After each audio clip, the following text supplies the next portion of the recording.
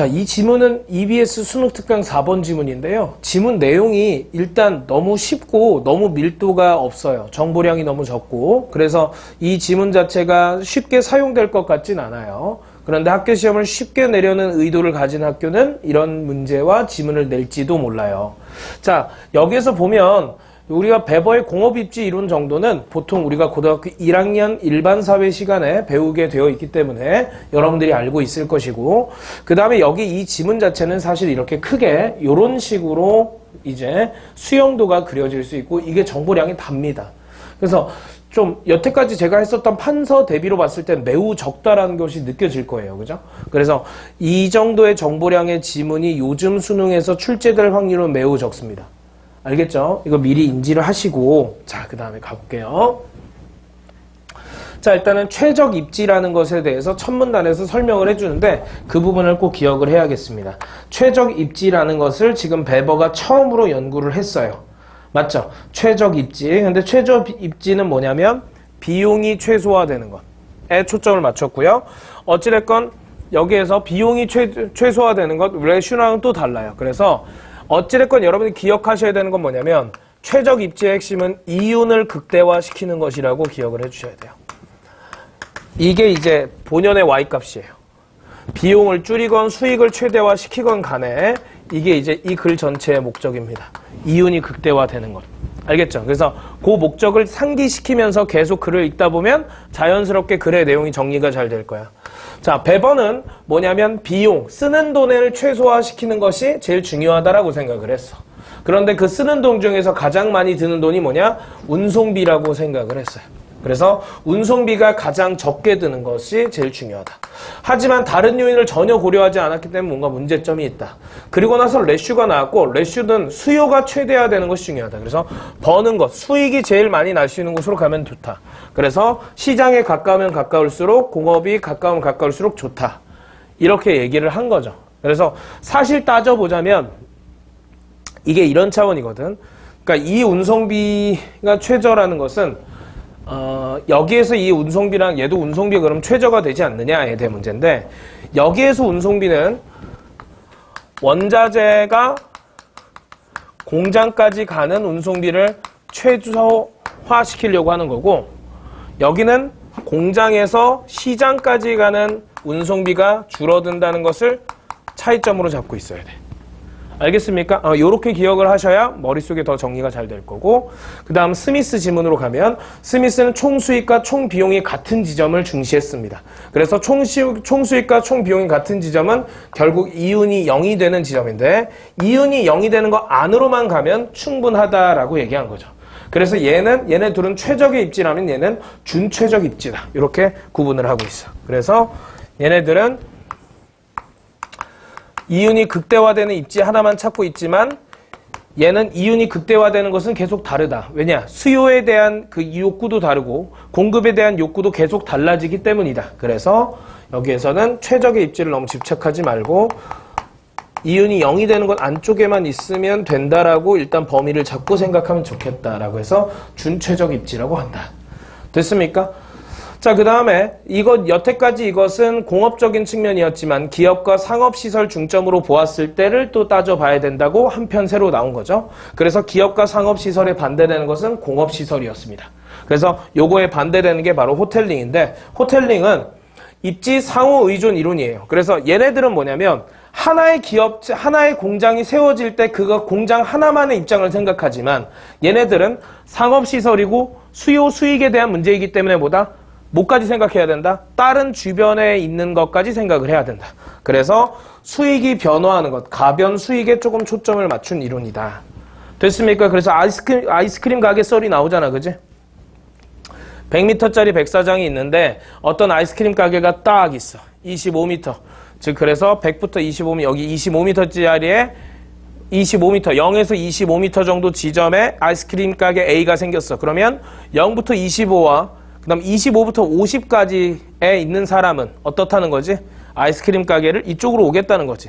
그렇다면 굳이 다음 아이스크림 가게를 세울 때, 그지? 다음 아이스크림 가게를 세울 때 굳이 얘랑 가깝게 차릴 필요 없이 75m 정도 되는 지점에 세우면 50에서 75, 75에서 100 정도의 사람들이 자유롭게 이용할 수 있어서 골고루 수익이 생긴다는 생각을 하는 거죠. 그래서 이런 것들은 뭐다? 타자를 의식하는 것이다. 얘는 타자를 의식하지 않지만 얘는 타자를 의식한다. 이런 차이로 보면 되겠습니다. 그래서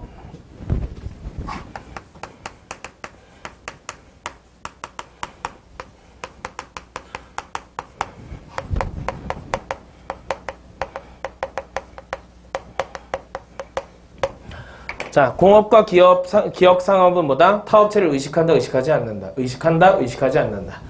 그 다음에 베버레슈 스미스는 스미스까지는 뭐다? 스미스는 준체적 입지이고 그 다음에 그 안에서 왜 그렇다? 수요와 공급에 대한 수요가 계속 달라질 것이기 때문이다. 이렇게 생각하는 거고 얘네들은 그런 생각이 없고요. 그 다음에 얘네들은 운송비가 최저인데 원자재에서 공장까지 오는 원자재가 공장으로 오는 운송비가 최저가 되는 시점, 얘는 공장에서 시장으로 가는 운송비가 최저가 되는 시점이 더 중요하다라고 생각해서 짠 것입니다.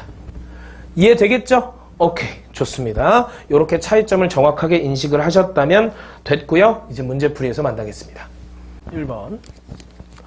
자, 1번. 입지 결정 요인에 대한 여러 학자들의 차이점을 중심으로 설명하고 있다. 일단은 1번 윗글에 대한 설명이고 입지 결정 요인에 대해서 그저 무려 4사람에 대한 견해가 나왔습니다. 그리고 그 다음에 특히 공업에서는 3사람의 차이점이 굉장히 두드러졌었죠. 네, 맞습니다. 다양한 입지 결정 이론을 각 이론이 등장한 시대적 배경과 연관지어서 각 이론을 전부 다 얘기하지 않았고요. 시대적 배경이 나왔었던 적이 있었나? 잠깐만. 시대적 배경은 없었습니다. 네, 그 다음에 시대적 배경 자체가 모두 없었다. 이렇게 하겠습니다. 이게 3번을 많이 했을 것 같아. 근데 잘 봐봐. 이게 이제 어휘력이야. 입지 결정의 일반적 원칙을 설명한 후 이를 구체적 상황에 적용한다. 자, 일반적 원칙이라고 하면 거의 대부분 그걸 적용해야 돼. 됐니? 근데 어떤 것이 더 옳고 어떤 것이 더 일반적으로 많이 사용하고 있다는 것을 우리에게 준 적이 없기 때문에 일반적이라는 어휘가 적절하지 않습니다. 사례 적용은 맨 마지막 호텔링한테 있었습니다. 그 다음에 입지 결정을 설명하는 다양한 학자들의 견해를 제시한 후 좋아요. 각각의 한계가 아니고 한계는 베버 한 사람만 얘기했기 때문에 각각이 틀렸습니다. 입지 결정에 대한 한 학자의 견해가 후세 학자들에게 미친 영향을 중심으로 어떻게 영향을 미쳤다라는 것은 공통점도 있고 차이점도 있어야 되는데 거의 그냥 쌩 달랐어요. 알겠죠? 그리고 영향을 미쳤다는 표현조차 명시된 적이 없고 우리가 생각할 수 없습니다. 2번 문제 갑니다.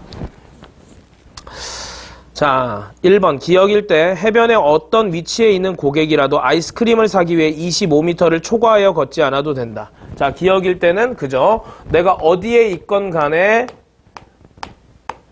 25m 안에 다 살 수 있습니다. 그죠? 여기 이게 기역인데 어디 있건 간에 다 25m 안쪽으로 살 수 있죠? 가능. 자, 니은은 두 가게의 경쟁으로 인한 지리적 분할이 파괴된 모습. 그죠? 여기에서 가까이 서로 위치하려고 하니까 어떻게 된 거야? 그렇지. 지리적 분할이 된 거죠. 지리적 분할이 되지 않은 거죠. 그죠? 그래서 이 기역 상황이 지리적 분할이므로 맞는 설명입니다. 분할이 파괴됐다. 기역과 달리 니은에서는 두 가게의 아이스크림 판매량의 차이가 발생한다 해서 여기에서 중요한 것이 이 말이 약간 중의적으로 해석이 되는 것 같아요. 그러니까 두 가게 아이스크림 판매량이 차이가 생긴다는 게 이전과 이후라고 생각을 한다면 원래 여기서 100개씩 팔았는데 여기 가면 같이 떨어진다. 이렇게 생각할 수 있지. 그잖아. 같이 모임으로써 되려 그 판매량이 둘 다 떨어질 수 있잖아. 그걸 생각할 수도 있고요. 그 다음에 두 번째로는 두 개의 차이. 그죠? 두 판매점의 차이. 그래서 약간 표현이 중의적인 것 같은데 제가 생각했을 때는 두 지점 간의 차이를 얘기하려고 했었던 것 같아요. 글 전체가 그쪽에 좀 초점이 맞춰져 있는 것도 있고 그래서 두 가게 아이스크림 판매량의 차이가 발생한다. 근데 이것이 적절하지 않은 답으로 갔기 때문에 이 표현의 의도가 좀 그런 차원인 것 같아요. 두 가게의 판매량 차이. 그래서 판매량의 차이가 발생한다. 네. 일단 같은 위치에 선점을 했다면 네, 차이가 발생하지 않는다 이렇게 생각하겠죠. 니은과 달리 기역에서는 자신의 가게의 위치를 상대 가게로 옮김으로써 그죠? 고객을 더 많이 받을 수 있다. 이거는 한 가게를 얘기하는 거죠. 그죠? 한 가게가 움직였을 때 얘기하니까 만약에 이 상황에서 이 가게 하나가 여기로 옮겼다. 그렇다면 여기 이쪽 안에 있는 사람들은 그죠? 둘 중에서 선택을 하게 될 것이고, 즉 중립적인 위치가 될 것이고, 그죠? 그 다음에 여기 있는 사람들만 노란색에 먹고 여기에서는 빨간색만 먹죠. 그 다음에 이쪽 75에서 100쪽이 있는 사람들도 그죠? 아이스크림을 안 먹거나 사 먹는다면 어디에서 사 먹을 가능성이 높아져요? 그죠? 여기에 옮겨진 곳에서 사 먹을 가능성이 높아지기 때문에 당연히 맞는 선지입니다. 그죠? 한 가게만 옮겼을 때는 그럴 수 있습니다. 자, 5번. 고객의 이동거리에 따라서 수요가 감소할 수 있다면 끊고요. 자, 이동거리에 따라서 수요가 감소할 수 있다면 두 개의 아이스크림의 총 판매량. 오케이. 이런 표현이 있네요. 그럼 총 판매량은 기억이 니은보다 크다 해서. 자, 기억은 뭐죠? 어느 거리에 있건 간에 다 먹을 수 있죠? 그죠? 그러니까 어느 거리에 있건 간에 다 먹을 수 있으니까 요거는 거리에 따라 수요가 감소하지 않지만 여기에서는 그렇지. 요거 이후에 있는 이 사람들은 되려 거리에 따라 수요가 감소하기 때문에 먹지 않게 되겠죠. 그래서 총 수요는 당연히 기억이 더 크다. 맞는 표현입니다. 됐나요? 3번 갑니다. 자, 보세요. 여기에서 뭘 얘기했냐면 이게 뭐지? 지금 이게 뭐야? 원자재야.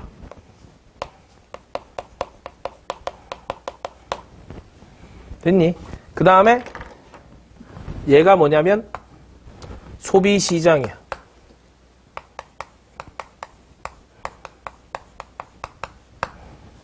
됐니? 그 다음에 이 두 개의 입점에서 고민하고 있는데 이거는 굉장히 문제가 좀 쉬워요. 왜냐하면 우리가 아까 그 관점을 잘 파악했다면 문제를 잘 풀 수 있게 된 건데 근데 3번에서 별표를 하나 쳐두시고요. 만약에 학교 선생님이 지문을 그대로 내지 않고 지문을 응용해서 낸다고 가정했을 때는 사실 이 문제가 굉장히 어려운 문제가 될 수 있어요. 알겠죠? 아까 그래서 쌤이 얘기했던 그 파란색으로 쌤이 적었었던 그런 내용들을 잘 기억해야 돼.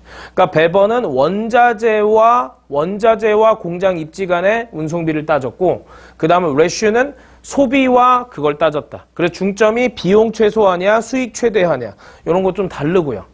맞죠? 그 다음에 맨 마지막에 스미스는 어디 있건 간에 그냥 이윤이 생기는 곳이면 좋고 그 중에서 이윤이 제일 극대화되는 것이 목적이라고 생각을 하는 것을 잊지 않으셨어야 되고. 이해되나요? 그러니까 그런 차이점들을 정확하게 기억한 상태에서만 풀 수 있습니다. 자, 보시면 공장이 Q에 있을 때 소비 수요가 최대라면 이라고 했는데 여기에서 문제가 좀 어렵게 내면 이 거리 자체를 그죠? 그냥 M, N 두 개 안 하고 M 하나만 놔버리는 거지, 그지? M 하나만 놔버리고 거리를 가지고 여러분들이 곱하고 빼고 해서 연산을 하게 만들면 어려워지는 거예요. 뭔 말인지 알겠죠? 그러니까 연산 문제로 활용이 충분히 가능하다는 지점을 꼭 기억한 상태에서 우리가 좀 마음의 준비를 하고 들어가셨으면 좋겠어요. 자, 그러면 어찌됐건 간에 공장이 Q에 있을 때 소비 수요가 최대라면 소비 수요가 최대다. 수익이 최대다. 레슈는 Q가 최대다. 그렇죠? 레슈는 수익이 중요하니까. 스미스는 A기업이 공장 입지를 결정할 때 고려할 수 있는 이윤의 공감적 한계 지점은 여러 지점일 수 있다. 그렇죠? 공간적 한계 지점은 여러 지점일 수 있다. 왜지? 그치? 뭐 예를 들어서 이쪽에 있다. 그러면 안 되죠. 왜요? 소비랑 멀어지니까요. 그러니까 얘네 세 개가 일단은 안 되는 지점들이에요. 제가 봤을 때. 요거를 원형으로 이렇게 쭉 이었을 때는 얘네들은 다 안 되는 것이므로 당연히 여러 개가 될 수 있죠. 지점은. 자, 그 다음에 배번은 MN의 운송비와 완제품의 운송비의 합이 최소인 지점 P. 자, 운송비의 최저. 그러니까 누구? 운송비의 최저. 그러니까 배번. 맞습니까? 오케이. 그런데 좀 더 어렵게 내면 뭐다? 운송비를 어디까지 고려시켜버릴 수 있다고? 시장과의 운송비까지 신경 쓰면 레슈 쪽으로도 생각을 해봐야 되는 거야. 그래서 굉장히 어려운 문제가 될 수 있어. 그렇게 되면. 자, 배버에 따르면 무거운 가구를 선택하는 공장이라면 P에, 가벼운 가구를 생산하는 공장이라면 Q에 위치하는 것이 최선의 선택이다. 맞아요? 틀려요? P랑 Q. 맞아? 틀려? 자, 무거운 거, 가벼운 거, 배버는 고려하지 않아요. 그렇죠? 자, 스미스는 Q에 공장이 입지하는 것이 P에 입지할 때보다 원료와 완제품의 운송비가 더 들어간다 하더라도 더 많은 이윤이 생긴다. 그렇죠? 그러니까 스미스는 일단 이윤이 0만 안 되면 된다니까 원래 그들의 최대 목표는 이윤 극대화였으므로 맞는 표현이 되는 거죠. 됐어요? 그래서 맨 처음에 Y 전체를 잡지 않으면 좀 어려웠다. 자, 4번에 있는 어휘 문제는 여러분들이 사전을 참고하셔서 정리하시면 되겠습니다. 자, 여기까지